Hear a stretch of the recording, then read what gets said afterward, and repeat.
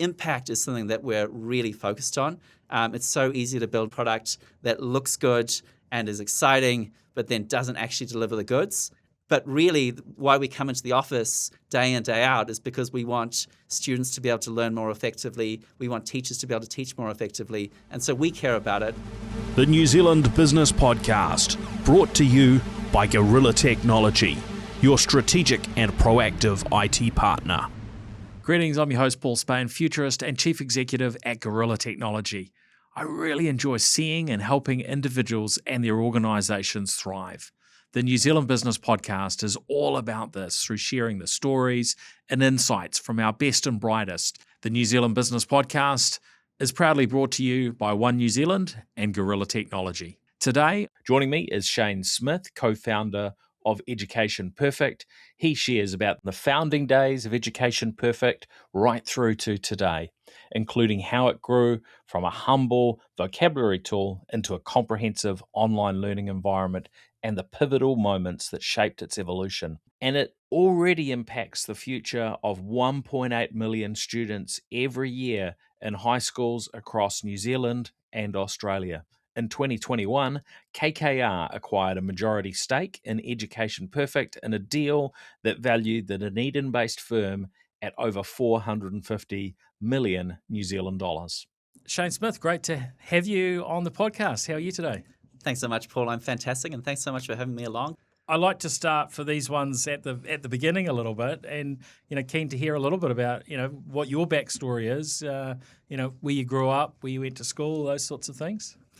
My family is actually an immigrant family from South Africa. We moved over when I was about 6 years old. My dad was a general surgeon at the time and was able to move across and move into one of the rural hospitals here in New Zealand, initially in Wanganui and then down to Hawera. We ended up moving around, bouncing around, ending up in Auckland. But one of the things that really came, I guess, out of that part of our background was this deep drive to say, we are new here. We haven't yet proven that we belong. We're still fitting in, and we're still, we've got something to prove. And I think that's something that's sort of gone through our lives. That plus my dad had an amazing work ethic, being a surgeon, which he imparted to us. That hard work is incredibly important. I was also fortunate enough that my mum was a high school teacher, but then when she had us, decided that she wanted to raise us full-time, which sort of complemented how busy my dad was. And so education was a key part of our family growing up. We were very fortunate to have someone who was very passionate about it, supporting us all the way through school as well. Yeah, that's fantastic. And how many siblings? Just got the one brother who's going to come into the story quite a bit as well. That probably actually is the genesis of all of this. I was lucky enough to be born the brother to my brother Craig, who's 2 years younger than me. So, what's the short version of what Education Perfect is and why it's taken up so much of your life and why you've ended up with literally millions of students and teachers using this technology. EP, Education Perfect, is an adaptive online learning platform. It helps teachers to identify strengths and weaknesses of their students. It's both assessment and learning deeply tied together, and there's real strength in that synergy there. And it's used by high school students across English, maths, science, humanities. And we actually started off as Language Perfect, which was initially was a vocab acquisition tool, teaching French, German, Japanese, all the foreign languages that are taught in New Zealand, and has broadened out to a full learning environment that students use across Australia and New Zealand. So we're used by 1.8 million students every year. And we used by about half the high schools in New Zealand and Australia. So huge reach. We also have a presence in Canada and in a whole bunch of international schools as well. My brother and I both were really interested in doing things on the computer. He picked up Adobe's Flash when it came out and was really good at making little games, which he did in his spare time. One of the things that he really enjoyed doing was working out ways to embed them on the screensaver, so that if he was in class and a teacher walked past, he could press one button and all of a sudden his screen went from game mode to work mode immediately. He had great fun doing that. We both not only spent a lot of time learning and really enjoyed that learning, but also did quite a bit of reflection on the process of the learning. And I think that there was a lot that we learned from there that we're able to bring into Language Perfect and Education Perfect eventually around, I guess, our own experiences as students. What was the journey from there through school and into studies? What did that look like for you? Yeah, so we ended up moving up to Auckland because New Zealand decided they wanted to shut down their rural hospitals, and so there was a centralisation of medical services, which forced us to move up. Went through Meadowbank Primary and then Remuera Intermediate, and I was fortunate enough to get an academic scholarship to St Kitts College out in Pakuranga. And that really did open a huge number of doors for me. We had an amazing range of opportunities at St Kitts. Craig got really into language learning at St Kitts, and actually the very first version of Language Perfect was built in one of the classrooms. A take-home assignment where Doug Anderson, who was his teacher at the time, I'd like you to go away and build something to help you learn languages with the tools that you have. Craig had a look at vocabulary learning in particular and said, hey, this is really hard. It's really hard for the teacher to teach. It's really hard for me as a student to learn. I mean, traditionally we were talking about flashcards that you flipped over to see whether you remembered the words or not. And he thought that there was a real opportunity there to do something on the computer that gamified that and broaden a whole lot of best practice pedagogy to make something really cool. So he is I think he would have been a year 11 or year 12 student at that stage, put together the first highly gamified version of this thing, which he really enjoyed. And then the nugget of that sat there for a few years until he got to university and then sort of grew with that. What did you end up doing in terms of university and so on? Because that kind of came first before you started the business? Yeah. I had always wanted to be a medical doctor. So I went through University of Auckland, through their med school program, incredibly hard work, but I loved the learning, I loved the environment, I loved the people around me, I loved the pathway that I was going on, and I was really looking forward to being a doctor. In fact, I did practice for a year as a junior health officer and did really enjoy the job as well. That sort of happened on one parallel track in my life. And then in parallel to that, I also was still interested in the computer stuff, and so I sort of tinkered on the sideline. And then when Craig graduated high school, he decided that he wanted to go and have fun. And so he went down to Otago University. But while he was down there, he had always had this really strong vision that he wanted to be an entrepreneur. He wanted to be a business person. He wanted to be successful. So rather than just going down and taking part in the parties with nothing else, he got involved with probably 10 or 12 projects there where he set up little businesses on the side. He was doing things like selling types of frill neck hats for people going picking in the orchards, and he got involved with as a Microsoft ambassador at the time, and had a whole bunch of things on the go. At one stage, we were building websites for mud brick wineries. They did this publicity stunt where they had a cheese which they decided to tour around the world, and so we built the website for that. And so we were doing all sorts of things, and then alongside all of this, we were sort of fiddling with the edtech side of things as well. And then in 2007, we entered in what was called the Audacious Business Competition down in Dunedin. And this was a business comp where you pitched an idea, you built a business case, you pitched the judges, and then there was a $20,000 prize for the winner. That's worth making a bit of an effort. That's worth making a bit of an effort, particularly as students with no money. Yeah. I had no business experience, so Craig was the one building the business case. But I actually flew down to Dunedin around this time, and we sat down and we sort of built this business case together, and we submitted it. And Craig went along to what he thought was a feedback day.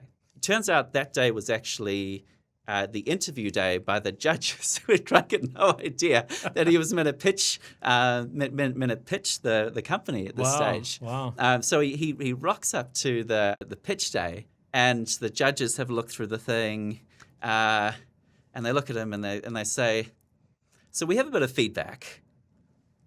We think this company name, Crafty Kiwi Creations, which is what we call it, is rubbish. And Craig sort of looks a little bit startled, but then he pulls out a pen and paper and he says, guys, I haven't actually prepared a pitch here because I didn't know that we were going to be pitching, but I'd just love to hear your thoughts about how we can improve this thing. And he sat down and he listened for half an hour of all of the ideas, and he sort of volleyed off them. And apparently out of all of the people pitching that day, he was the only person who was actually open to ideas, who was actually willing to listen, who was actually willing to take the feedback. And that was enough for the judges to say, actually, of everyone here, we think that Craig and I wasn't down there at the time, but and Shane here have the highest chance of succeeding. And so we ended up winning the Audacious Business Prize and having $20,000 strings free to kick this off. We actually then both took a year out of our university courses, moved back up to Auckland into our parents' garage. Typical startup story. And for that year, worked on this thing full time. And that was a really interesting year. It was a real pressure cooker. We didn't quite know where to take it or what to do with it. We had lots of ideas, but going from, I guess, a fairly freewheeling university setup to one where we have this one focus was quite a challenge for, I think, both of us at the time. Working so closely together was a challenge that we were encountering for the very first time, which had its ups and its downs, as it always does. And we got to near the end of that first year and hadn't actually made that much progress.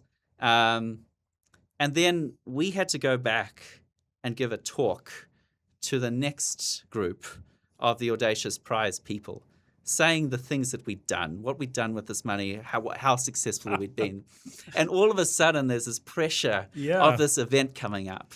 So what did that pressure create? So that pressure created Craig to reach out to the New Zealand Association of Language Teachers and pitch what became the first version of it was the Vocab Olympics. It's now become the Language World Champs. We worked out that there was copyright issues there after the fact, and it was going to be a free competition for anybody in New Zealand who was interested in languages to take part, to use our software. We'd worked out that motivation was a key issue. Learning vocab is not inherently that rewarding. It's hard work.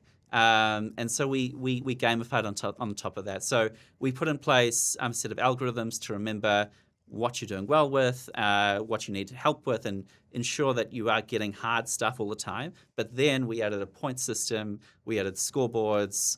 We added something which we call cheers, which students earn points to be able to then gift little emojis to their classmates.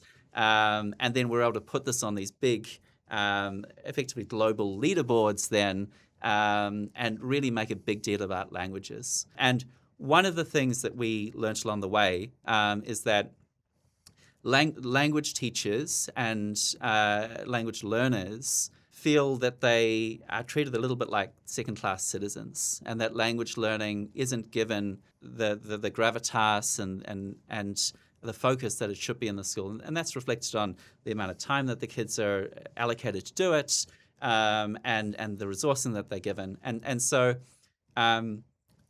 in the process of doing this and working very closely with lots of language teachers around the country, firstly, we developed this really deep respect for what language learning can do for students. And we realized that there was a real opportunity here to become the champions for these language teachers. And so at the end of the Language Olympics, we got a set of really beautifully printed certificates done.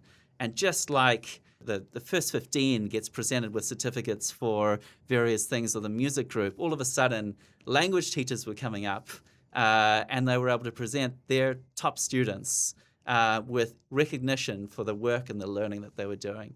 And this was hugely popular.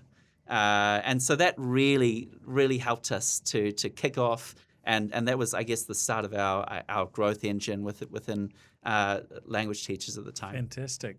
Now, tell us around the commercial aspects of this, because it's it's exciting creating something that can make a difference, but it's easier said than done to make that work commercially. Yeah.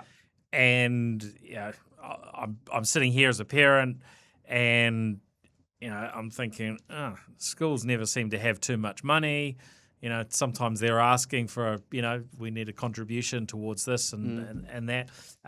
How did you make that commercial piece work? Because $20,000 Doesn't go very far. No, it might have felt like a lot, when you won it.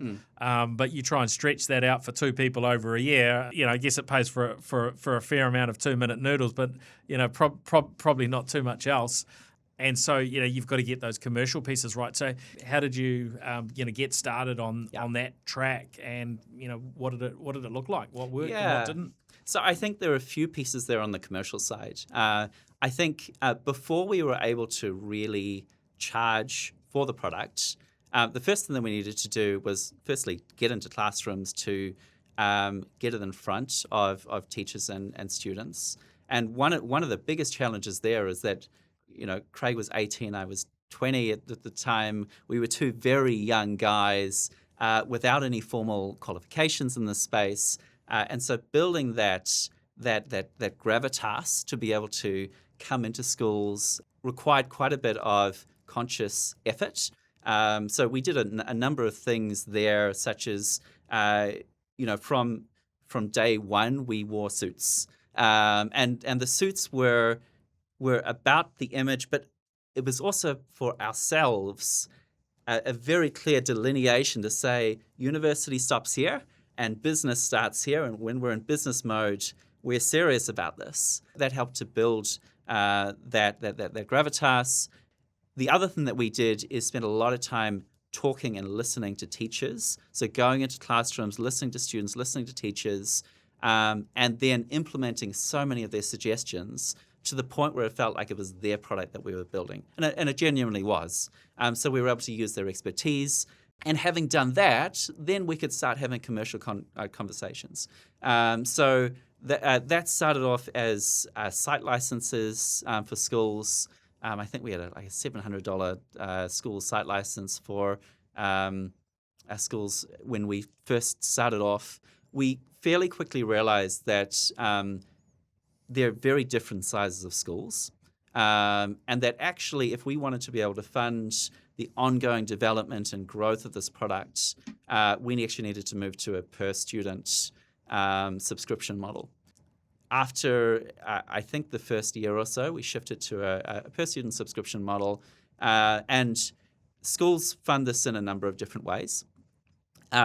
There are some schools who have a book list where they send home a set of resource requests, and traditionally on that there would be often there would be a vocab booklet that students would have. And we worked out, well, actually, we can do a whole lot better than anything that this physical book can do here. And so there was then a process of explaining to schools that actually this is a resource just like the physical books are, even if you can't hold it. And for the schools who were able to then have that book list which they sent out to parents, that's how that got funded. There is a significant proportion of schools in New Zealand who aren't able to do that. The government funding situation in New Zealand has been very deliberately giving schools as much choice as possible, which we do support. Yeah. And so for those schools, they generally fund it out of their own budgets there. Early stage of startup, they're often going out for sort of seed funding and so on. Tell us how you did that, because obviously the $20,000 didn't last that long. Yes. And then it took you a period of time, to get to a point where you were able to, start, charging a fee. Yeah. So walk us through, that stage. Yeah. I mean, obviously, year on year, there was always the question of, well, do we have the funds to do this ourselves? Do we need to look externally? We had a strong view that if we could fund things ourselves, and by funding things ourselves, that really meant funding them from our customer base, with schools, pledging to purchase for the following year to give us the budget to then go and hire the people who we needed to deliver that. If we could do that, then a few things would happen. The first is that we would retain full control of where the company was going. And that was important for us because we wanted to build a company that was successful commercially, but also had very real impact. And we wanted to have that balance. And we knew that if we controlled it, we would be able to call the shots and make that happen. So that was the first bit. The second one was that year on year, we had a sense of the size of the market segment that we were in. And we knew that if we focused on going out and talking to customers and building both sales and our understanding of their needs, then we were going to grow in proportion to the size of that segment. And there was always this fear that if we were to bring on external capital, we would then, be able to, I guess, take a whole bunch of risks, but have the opportunity to outgrow the market segment and then end up with an overhang where your revenues didn't match your expenses and then be in trouble on that side. And so from our perspective, growing organically with the market was a fantastic strategy. It also meant that for us as young entrepreneurs starting from a knowledge base of close to zero, it gave us an opportunity to grow with the company.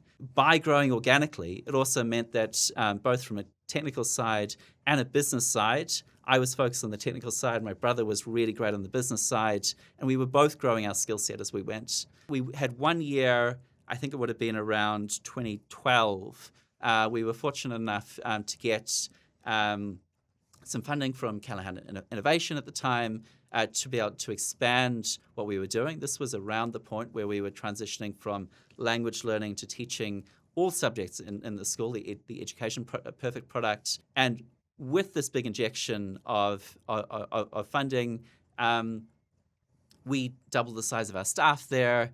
And on the one hand, we got a lot done. But within 6 months, we had probably half the team who were focused on one area, who created their own little subculture, which was completely different to the rest of the business. And we had a massive personnel challenge on our hands, which we then had to go and over a period of time unwind and bring back into the fold as such. And it was one example for us how growing too fast without the skill set to do that is actually as dangerous as not having the capital to grow in the first place. So for us, that balance of being forced to go out to our customers every year and to tell them what was coming, and to get their buy-in that it was worthy enough that they'd prepared to put their subscriptions into it, was ground truth. It grounded us to what was really important. So you saw that opportunity. This is really pivotal, right, in your future of going from being software that was going to help youngsters learn languages to software that was going to help, right across, I guess, virtually every potential subject. How did you come to that conclusion? Because that's a really big sort of, flip from this really tight focus to then, zooming out a little bit. Absolutely. And, potentially being able to apply that impact and create that sort of level of engagement, but, much more broadly. Yeah, so we hit a point in 2012 where we looked out at the world around us, and we realized that language learning is a really quite narrow niche, and there were starting to be online competitors who were providing free solutions. They didn't do many of the things that we do, and to this day they don't do many of the things that we do. But we saw, hey, well, there's a massive risk here that we're so concentrated in this one space that we could end up sort of crushed out. But also we sort of looked to the future and we thought, well, what are the winning companies going to be like 10 years from now? And we realized, well, those winning companies are probably going to do lots of things, and then they're going to be able to integrate them really effectively and get synergies from that integration. And so we realized, well, actually, we need to take some of these ideas that we've been holding in our back pocket. We need to branch out. We need to take a big risk And we need to take all the things that were hugely successful for language learning and bring them to science and to English and to maths. So this was effectively the moment where you both put on your futurist hats and you looked out to building the $500 million, and beyond business that Education Perfect is today. I mean, I must say this is where my brother Craig has had amazing vision. I think this is something that is reflective of the vision that he had. He always knew that we had the potential to build something that had significant impact on the world, that had significant scale. One of the decision points that I had along the way, obviously I trained as a doctor, I'd completed my training, I was going through the practicing, and at the same time the company now was doing really, really well, and I had to get in my head, well, what do I want out of life? What do I want to achieve? I finally realized that in some ways the medicine and what we were doing with Language Perfect was the same thing, in that we were serving people, we were helping them, and by using software, I had the ability to create this enormous leverage, and I could impact the lives of millions of students in a way that I simply couldn't do treating patients one by one. Although obviously the interaction is completely different, and there's a huge amount of value in direct interaction like that with patients as well. So definitely impact is something that we're really focused on. It's so easy to build an edtech product that looks good and is exciting, but then doesn't actually deliver the goods. But really, why we come into the office day in, day out is because we want students to be able to learn more effectively. We want teachers to be able to teach more effectively. And so we care about it. And we know that schools really care about it as well, and government departments. So it's really important. Now, maybe you can break down a little bit how the two of you, kind of work together, and how your roles were complementary or not, and how you were able to make that work. Because I imagine there'll be certain siblings that could never work together. But together you both built an incredible enterprise. Yeah, I mean, I think that was very much a moving piece as we went through. So I remember back in 2007, 2008-ish, when we took the time off and we were working together. At the time, I was obviously the older brother, and Craig said to me, "Hey, Shane, do you want to be the CEO of this company?" And I was always interested in the education side and the technology side, but the business bit of it was something that really was Craig's focus. And so I actually said, "Look, you know what? I'm not sure that I'm cut out to be CEO here. I think this is something that you should do." And I focused very much on the technical side of the business, and also ensuring that what we built really worked. So effectively, I made things that people loved, and Craig gave me a huge amount of direction and feedback around what our customers were saying, and built the business side of the business. Now, I think Craig's probably capable of doing the whole thing himself, but we did work out a way that we worked very well together.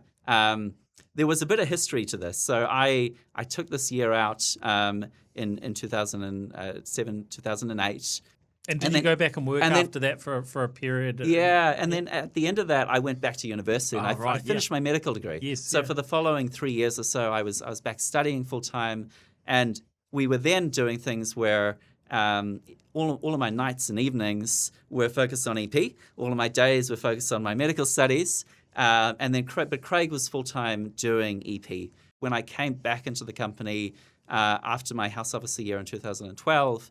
And when I stepped back into the company, there was a really interesting moment there where I had been doing a very high-functioning role, being a junior doctor myself, had a lot of self-confidence in my own ability. Craig had been doing a very high-functioning role, being the CEO of this company.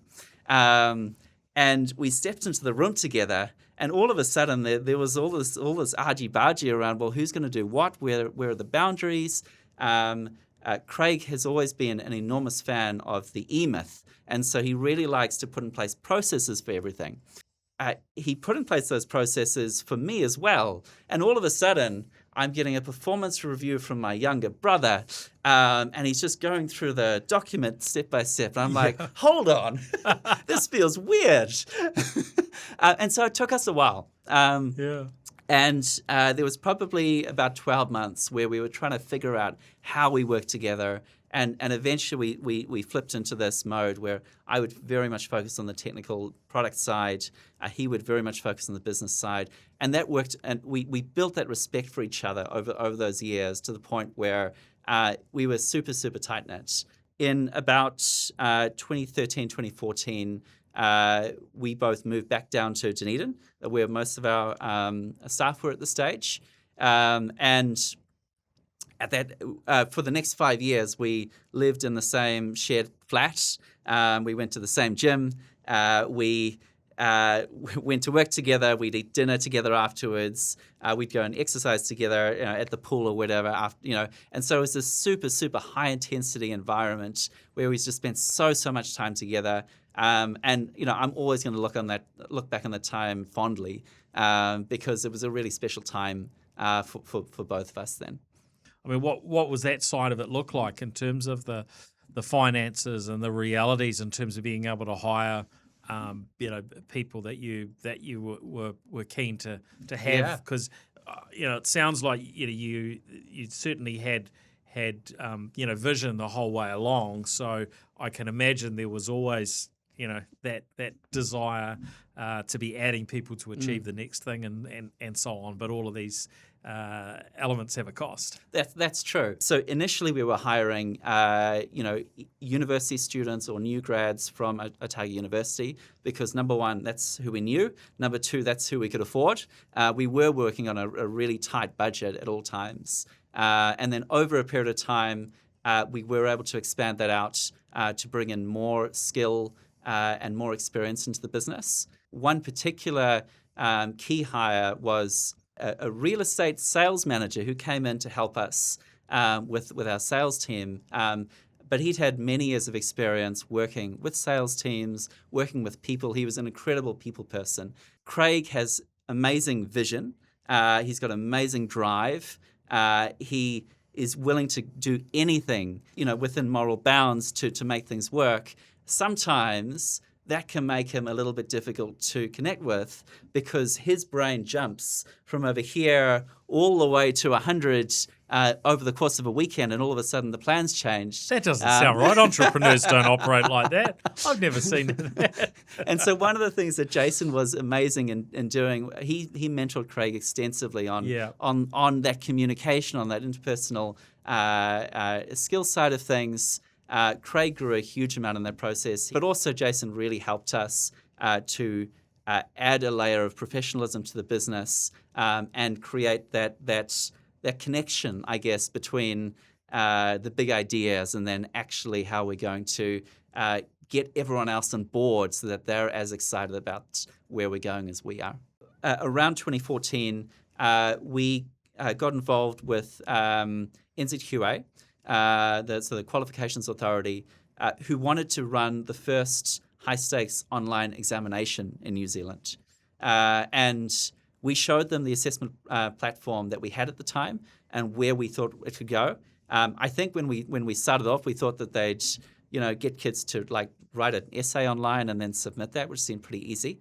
They came back to us and said, well, no, actually, we want to do a maths exam online, and actually we want this to be as good as writing on paper kind of thing, which was a much harder task. Yes. These exams were going to count towards kids' final grades. They were proving what they knew, and so we needed to make an interface that had as low friction as possible, and it needed to work, which was a completely different experience to what we'd previously had with the learning. Obviously, we'd run the Language Olympics in the past, which got to tens and tens of thousands of students online. So we knew how to handle scale, but at the same time, getting something where it was just absolutely going to work for this exam, and then preventing cheating, making maths work in a way that kids were able to engage with was a huge task. In the process of doing all of that, for the first time, there were a bunch of teachers who could see, oh, these guys are actually doing something meaningful here. And we were able to hire our first teachers to come and help us implement that EMCAT, electronic mathematics common assessment task, which was an internal assessment run by schools but done like an exam. And in fact, I think our first hire was a guy called James Sancho, who's still with the business. Fantastic teacher, fantastic guy.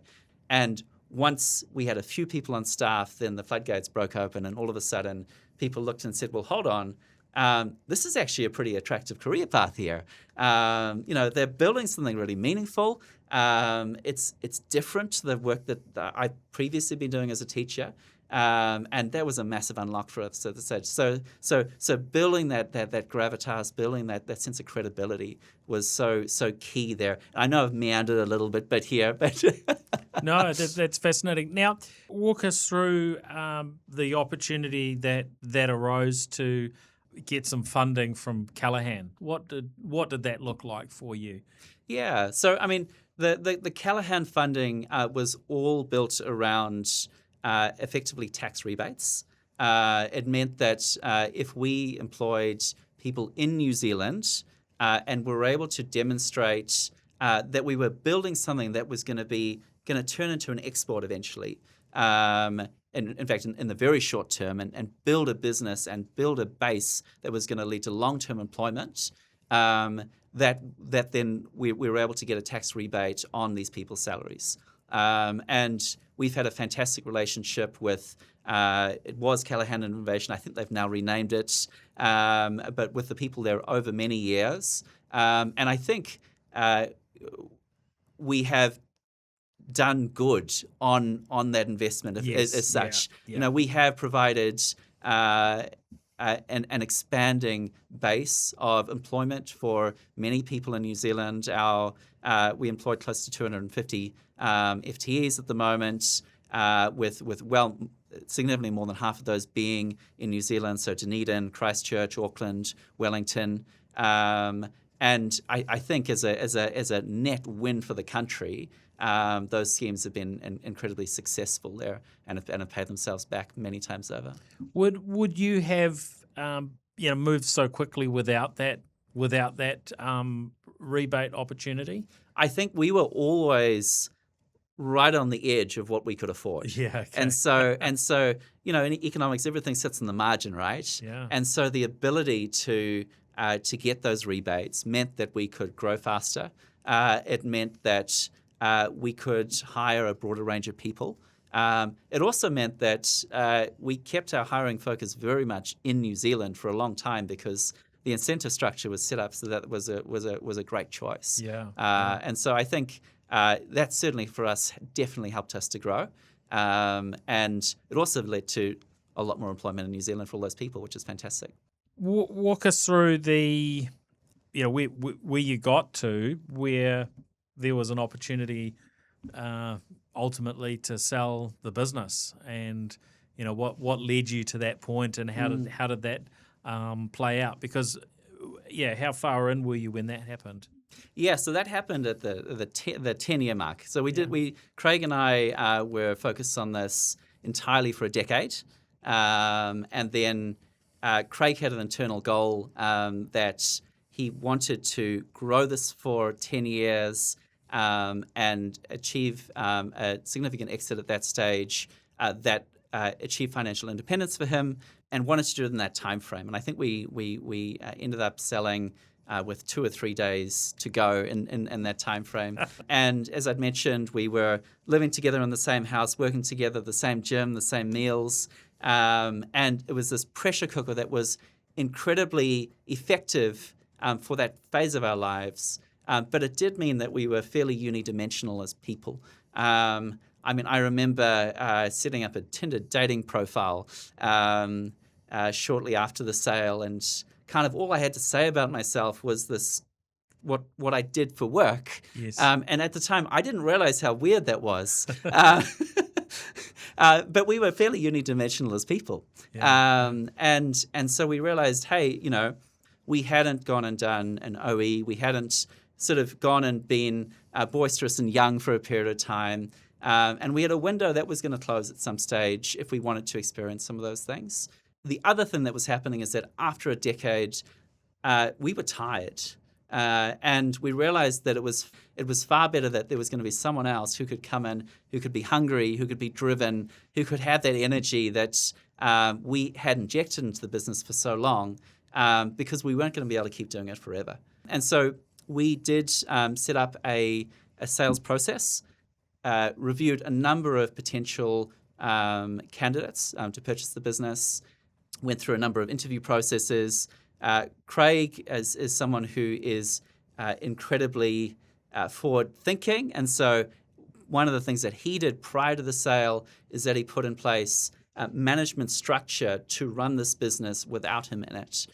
So he E-mythed the business in the truest sense. And so there was a spreadsheet with all the things that people needed to make this business work really well. We had excellent people in each of those positions.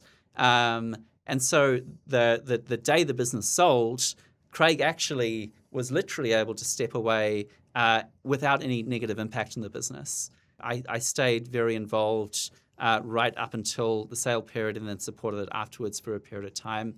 So I actually did 6 weeks in the business supporting them, and then 6 weeks where I'd step out of the business, and I went and did a whole bunch of travel there, which was actually really great to help me to let go. And what was that like, having sort of 6 weeks in and then 6 weeks out to go and travel the world or do all sorts of things? Honestly, it's one of my favorite years of my life. It was fantastic because I had that connection back to the thing that I'd built and spent all this part of my life doing. I had the first experiences of the freedom of being able to do what I wanted with my time, and so got to experience travel for the very first time. I had some fantastic trips then, but then was always coming back to people I knew and a role that I enjoyed and was appreciated in. And so it worked really, really well. And by the end of that year, we had a fantastic understanding, and the team was doing really well there as well. Now, there's an interesting aspect in terms of selling the business where I think you told me that you were encouraged to keep a bit of a stake for both yourself and for Craig. So what did that look like? And in hindsight, what were the lessons about that? So the sales process itself was a really interesting one because we got to see all of these other parties out there and their views on the world and the kind of questions that they asked and the ways that they interacted with us. And the group who we eventually went with as the purchasers, a group called 5E Capital in Australia, really struck us from like the first moment we met them as firstly hugely intelligent, but also incredibly socially skilled. They came in, they expressed a huge amount of respect for what we'd built.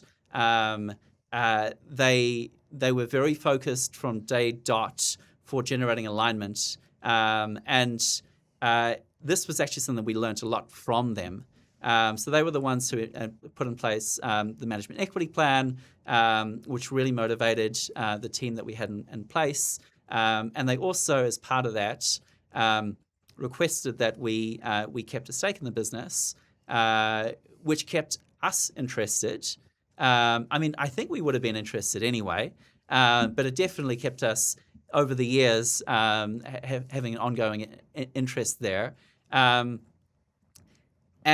the other thing that they did incredibly well is that Craig can have some quite strongly held views on things.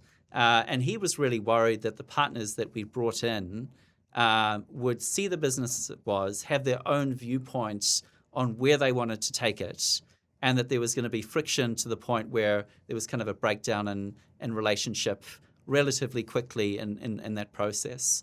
And the 5E guys did almost the inverse of that. They spent 12 months where they just really dove deep to understand both how the business worked, but also the ethos of the business, the impact side of the business, what drove people, what motivated people, what our customers cared about. And they also ensured that they frequently asked Craig for his opinion.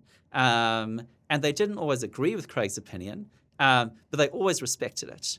And so over the years, we've actually, for the first 3 or 4 years where 5V was the majority owner, we were on the board.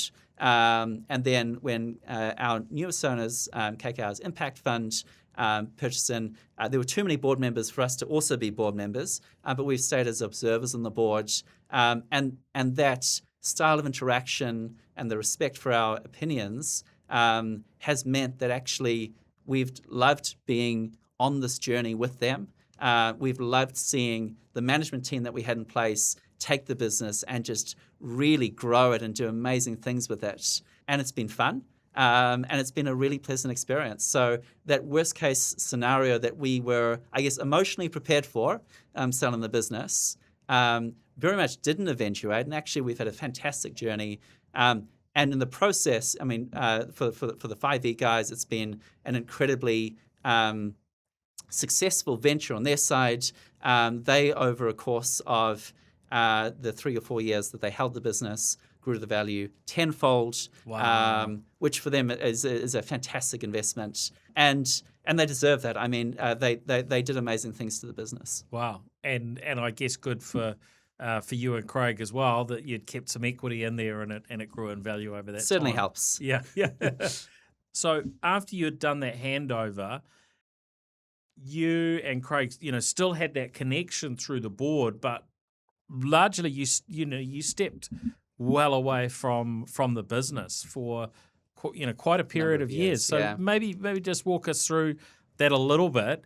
It's actually quite an interesting experience going from having a role that has been such a large part of your life for so long to all of a sudden not having that part of your life. Yeah. And as I mentioned, we were fairly unidimensional as people in some ways. And so there was definitely a process after that of working out, well, who am I now? How do I fit into this world? Just because I was good at this thing, does that make me good at everything else or not? We had some fantastic... I mean, initially what we did is we just took a bit of a break, to be honest. We'd worked so incredibly hard for so long. We were due a break and we took a bit of a break. But after a while, there was a point where you need to be stimulated. You need meaningful social interaction. There's so many things that actually your workplace role actually provides up and above that salary. Craig's really interesting because what he did, which is a typical thing Craig thinks, he put it in a spreadsheet and he said, right, well, these are the things that my workplace role provided me. It provided me with purpose, it provided me with socialization, it provided me with a routine, it provided me with a reason why I had to grow and learn. Okay, and I think there were a few other things there. Okay, now let's pull out these things one by one and then let's work out how I'm going to replace these with other parts of our lives. The things that were most meaningful for us in the long term were things that didn't involve money at all, and involved us leading with our time and our efforts, and I guess our hearts. So we got really heavily into marine conservation. So we spent a fair bit of time in Fiji. I got really into underwater photography, and as a part of that, we met a fantastic marine biologist on one of the islands in Fiji. COVID came through, and obviously the COVID period for Fiji was economically terrible. Something like 50% of their GDP disappeared overnight. And all of a sudden, these islands, which had been doing incredibly well from a marine conservation perspective, very fairly had people living there saying, well, hold on, that revenue is gone now. I need to feed my family. And so I'm going to return to fishing. And actually, some of the best fishing areas are the ones that were previously protected, for example. And so we assisted during that period. We set up a trust there called the Tauranga Marine Conservation Trust. And we assisted this marine biologist, Rob, to continue funding that area that involved at the time things like food parcels for the local villages, so that they had enough food, so that they didn't feel the urge to then go and fish in these areas that had been put aside for conservation. It's just been fantastic to be involved with the whole process. There is a resort on the island where we have got really friendly with the owners there. We've helped them with both their business, but also ensuring that their business is able to then fund the conservation side of what they're doing there. So we got really heavily into that, and sort of built, a different part of our lives. Yes. A new set of friends, a new focus. The other thing that happened during that time is that I met my now fiance in Australia, and in 2024, I'd finally convinced her to take a 12-month sabbatical off her job for us to go and do an adventure together before we settled down and had kids. March 2024, ChatGPT comes out with GPT-4, and I think I was sitting in New Zealand at the time in the South Island, and I saw this thing, and my brain just exploded. Like I'm sure many of our brains exploded. And immediately I could see that this new technology was going to have an enormous impact in the education space if managed well. And at the time, I spent a number of days putting together a whole lot of different ways that we could engage with this technology. Actually, poor Julia had to deal with Shane being half present for our sabbatical Yes. and half focused on his AI stuff that he was obsessing over. I can imagine, yeah. And as part of that, I put together a set of reports and prototypes that I then took to our board and said, hey, I think this is going to be really important for our business going forward. And over about a 6-month period, I'd come into each of the board meetings and say, what are we doing in this space? And we had a fantastic management team in place, but they were all fully committed and focused on the direction that the business was going in that stage, and no one had any capacity. They were doing their jobs and doing their jobs well, but there wasn't any space to then really explore something as experimental as this. So in October of 2024, I said, well, would you like me to come back and just kind of kickstart the process here and get things moving? When I saw this technology, the thing that really struck me is that previously, with previous sets of technology, we've been able to give feedback to students about closed answers, so multi-choice or a few words at a time. But these large language models work with text natively, and that means that they can open up a space for feedback and coaching and direction of students that was simply not possible before. The ability then for AI to be there in the moment when students are responding repeatedly as many times as the student wants is really exciting and really transformative. Why do you think Education Perfect had the traction that it has done? Why have you grown so well and been so dominant?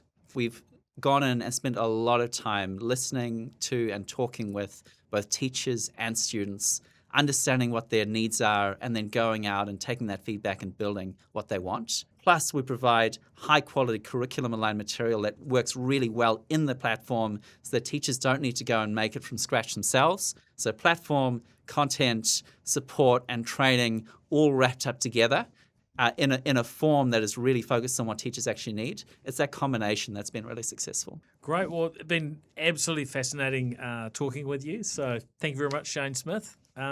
Anything else you wanted to add that we've missed? Thanks, Paul. This has been a fantastic chat. It's been really, really fun. Thanks for having me on the show. Great. Thank you. Cheers. Be sure to listen in to our other episodes featuring many of New Zealand's most successful leaders, including founders such as Sir Rod Drury of Xero, Brooke Roberts of Sharesies, Sir Michael Hill, and many, many more. The New Zealand Business Podcast, of course, is brought to you by One New Zealand and Gorilla Technology. Thanks for listening in. We'll catch you soon. The New Zealand Business Podcast, brought to you by Gorilla Technology, your strategic and proactive IT partner.